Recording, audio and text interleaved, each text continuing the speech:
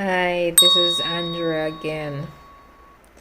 I'm by no means an expert at anything that I discuss on my channel.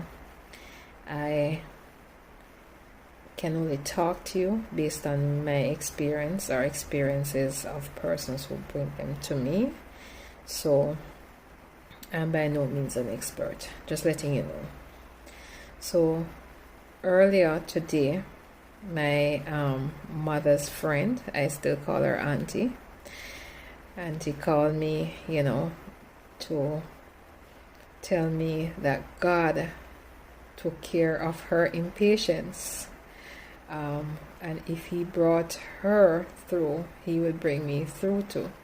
So she gave me a little story how when her son was very young, how she used to be impatient with him. And it's like children drive you out of your wits sometimes. As you walk off, they spill their food and everything. And one particular time, her son spilled his food, and immediately after, she turned to quarrel with him and she started to have a conversation. She cleaned up. Guess what happened? As she went off, she did the same thing, and he pointed it out to her, in a jeering way, of course, as a child. And she said that was a humbling experience. So, we went on to talk about other things, and we started talking about, how,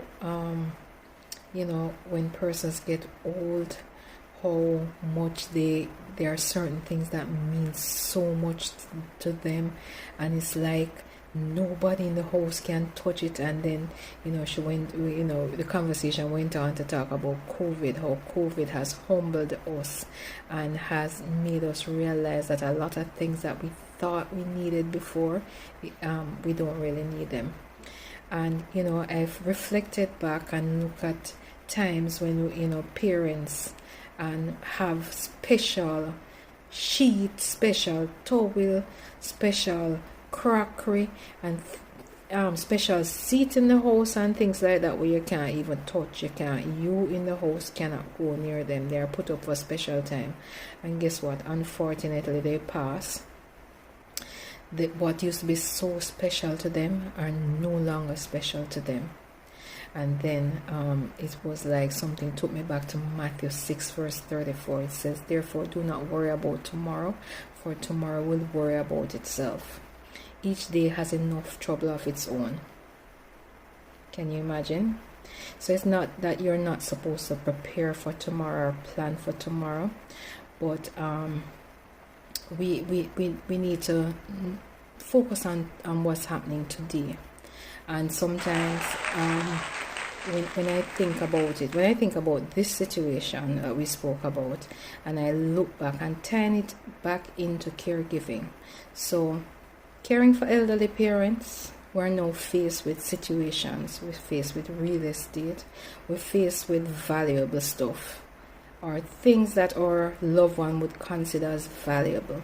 They would talk about land. They will talk about real estate. They'll talk about just ownership of everything, and you don't want these things falling into the wrong hands. So it's for us, and I'm not talking about the professional persons now who caregive for someone. I'm talking about us as caregivers who care for elderly parents. We want to make sure that we help them to ensure that things are transitioned in the way that they would want it. It's their desires, how they would want things to be done. So like bank accounts and stuff like that, you need to start helping them to put them in order before they reach a point where they're unable to do these things. And some people will not want to pass on information because they feel like people are going to cheat them. But if you have parents, I would urge you to try to help them to put these things in order before any unfortunate situation. We all know that everybody is going to die. It's the reality that we face. It's appointed unto man to die. So we know that is coming.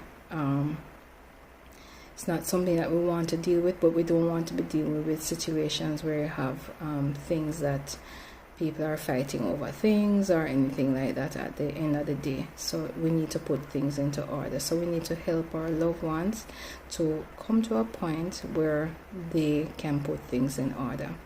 And that's just my little tidbit and 2 cents for today.